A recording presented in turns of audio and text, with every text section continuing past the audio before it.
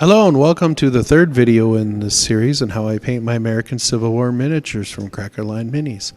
This video is going to be how I paint my command stands.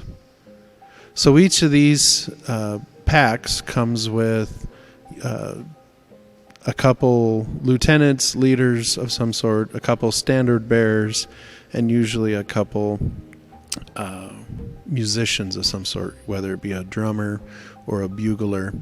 And each stand will have one of the leaders, a bearer, a banner holder, and a musician. And then I also decided to include my mounted officer on this particular set of popsicle sticks. So I'm starting by painting the coats, the country gray, doing a little different than I did with the firing Confederates. I started with the coats instead of the pants. My standard bearers, you'll see there, I'm using just some pins from the sewing aisle that I get out at Walmart, and I found if I just clip the pointed tips off, and I can use them to glue them on there for the flagpoles, and they work really nice. So each coat is going to be this country gray, and you have to be really careful and make sure that you get all around the model, not just the top, but make sure to flip that popsicle stick around until you find every spot that has that. Okay, so going on to use nutmeg brown to paint the pants for kind of my standard issue soldiers, whatever it would be, like the musicians and the standard bearers. I like to use the nutmeg brown. For my lieutenants and officers and such, I will use a different color. I try my best to be as historically accurate as I can, so I'm sorry if you are a history buff and I am totally messing it up. It is very possible. Please forgive me. So I'm using the color pavement for my officers here. In this particular setup, I have 4 officers. Each command pack comes with different poses for all the different models. In this case, I got the extended packs for the command packs, and so it came with extra officer in each one, which will come in handy later on because I ended up with some extra infantry, so it allowed me to make a couple new stands, extra stands, bonus stands. All right, so what am I using here? Looks like I got burnt umber and black, painting the officers' hats black.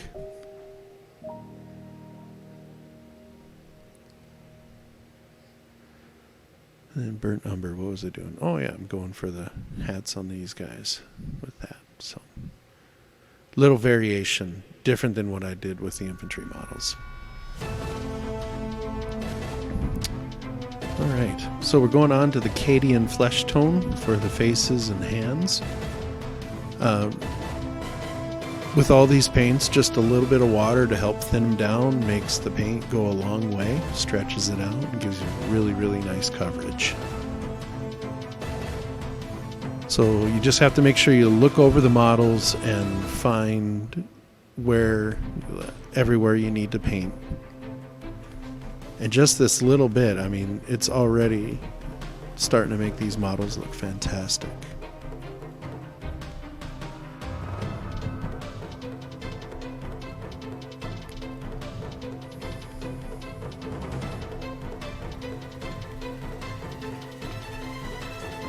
So each officer, these couple different poses, some of them are holding a pistol and firing, some of them are holding swords. So you just have to make sure you get the right areas. So here I'm using the Golden Sunset to paint the straps and everything on all my models here. This particular set didn't have a whole bunch of straps like on the infantry, but just make it work.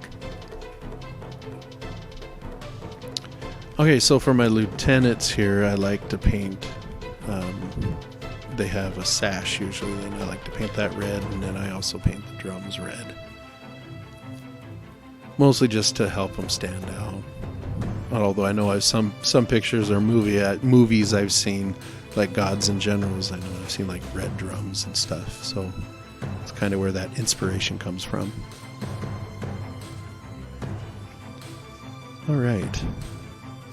Yeah, sometimes you need to do a little extra double coverage. Okay, so with the gold here, I'm putting a little dot on each of the officers' hats. And then hitting the buttons on the vests of the coats of the couple of the officers there. Each model's a little different, so you just have to see what it has and what it requires. And then the sterling silver we'll use for the swords.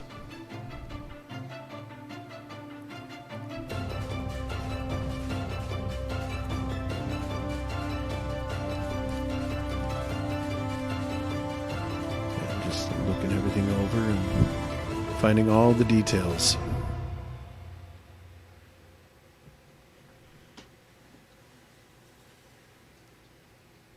And painting the hilts of these swords gold.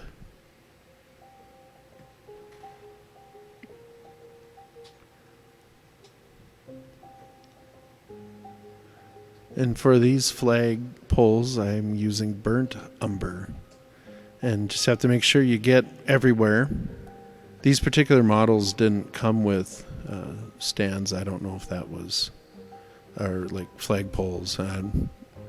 And so I'm just improvising here. And had a idea as when I was working on my Union Army. I'm also painting the base of each of these with the burnt umber. When they go on to their stands, I'll use the burnt umber for the earth color.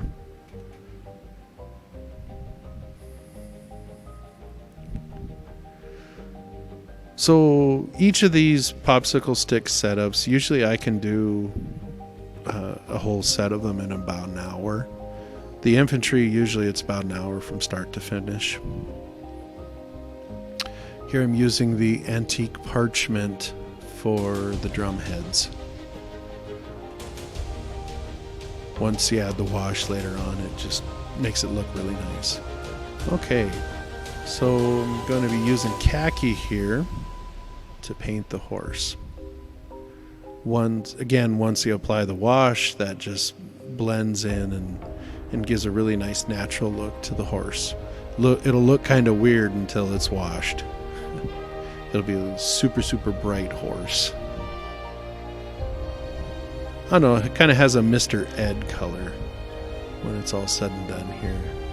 Kind of like a golden or blonde horse of some sort. You have to make sure on the horses that you get under the belly and between the legs, because it's really easy to miss that when you're painting if you're not paying attention to it. So here I'm painting the drumsticks for the drummers. Yeah, I realized, see right there, I realized I missed a couple spots when I was looking them over later. So I'm using burnt umber for the tail and for the mane on this particular horse. When I'm painting cavalry, I vary the horse colors a bit, just for look. Okay, so this color is English Navy, and I'm using it for the blanket underneath the saddle. Every picture I've seen of like horses from the Civil War officers, either on movies or like I know there's a horse on display in a museum somewhere, and every time I've seen a color, Confederate or Union, it's always like kind of that navy blue color, so that's why I chose to go with that. If it's not accurate, oh well, I like it. I think it looks good, and that's all that matters.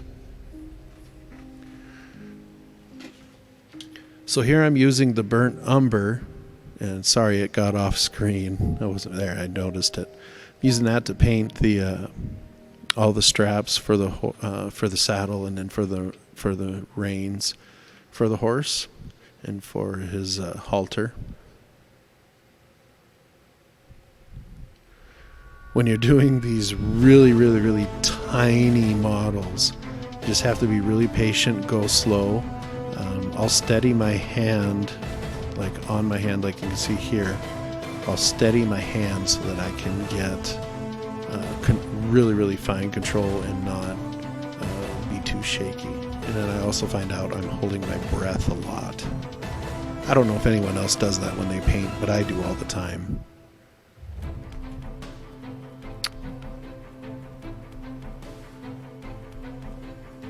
Alright, so he's starting to look pretty good. I think they're all looking pretty good. And here again, I'm using the Agrax Earth Shade from Citadel Paints and a number 5 round tip. You can see my wash brush here, I talked about in an earlier video. I put a dab of the wash on each model, like you see there, and then just go through and spread it out, making sure that the wash doesn't pool too much in one spot, because otherwise when it dries it'll just be really black and dark and not look good.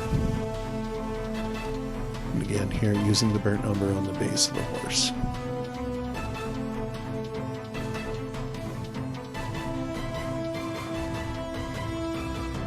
And then just going back and touching up, seeing if I missed something.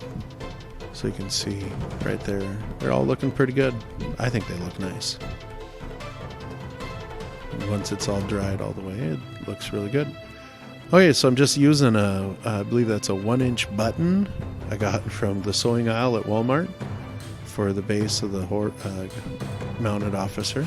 And here, all I did was I printed on some tissue paper the Confederate flag banners, and I'm just using the glue to get them on there. Sometimes I'll lick my finger, so and then work it on the flags onto the pole. That way the glue doesn't stick to my hands. Yeah. So there. They get their banner, and there goes those. I leave a little bit of the pole at the top, and then I'm just going to paint it with a little gold. I don't know if that's accurate or not. I just think it looks nice. Gives it some flash and pizzazz. Okay, so right here I'm deciding which bits I'm going to use. Like I have enough here to make 2 command stands. I'm just using some super glue and placing the models on there like the Fire and Fury rules show in the rule book, since that's the game I'm playing. And each stand has, like I said before, an officer, a standard bearer, and a musician of some sort. So for the bases, I just decided to try something different this time, and I spray painted them with a gold color and to save a step. And actually, I think it worked pretty well.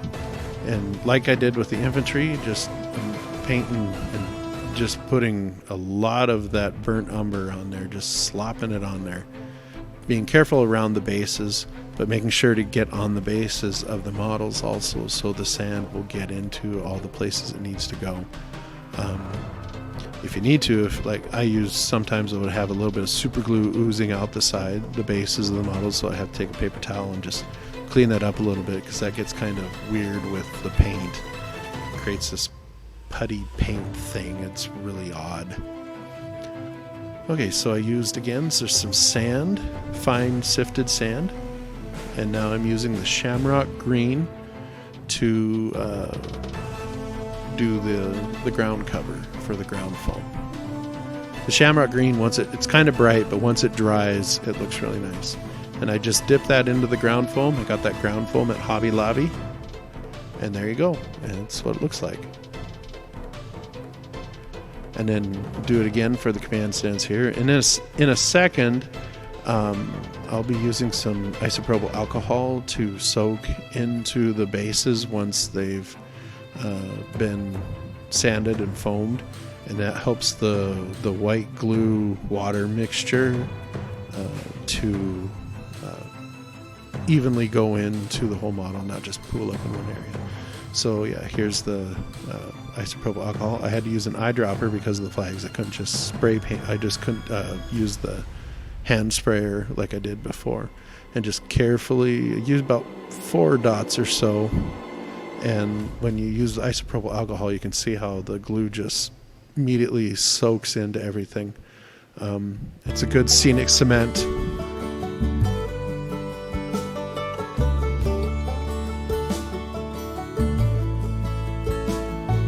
Here is General Armistead.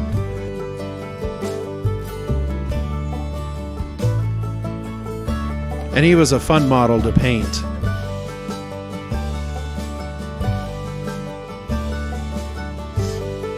Holding his hat on his sword, saying, "Virginians, come with me." And that final push of Pickett's charge.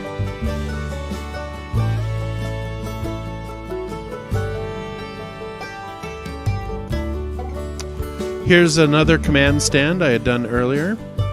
Base is a little different because I used the Inca gold instead of spray painting. But same deal. Everything else is the exact same technique for how I painted these models.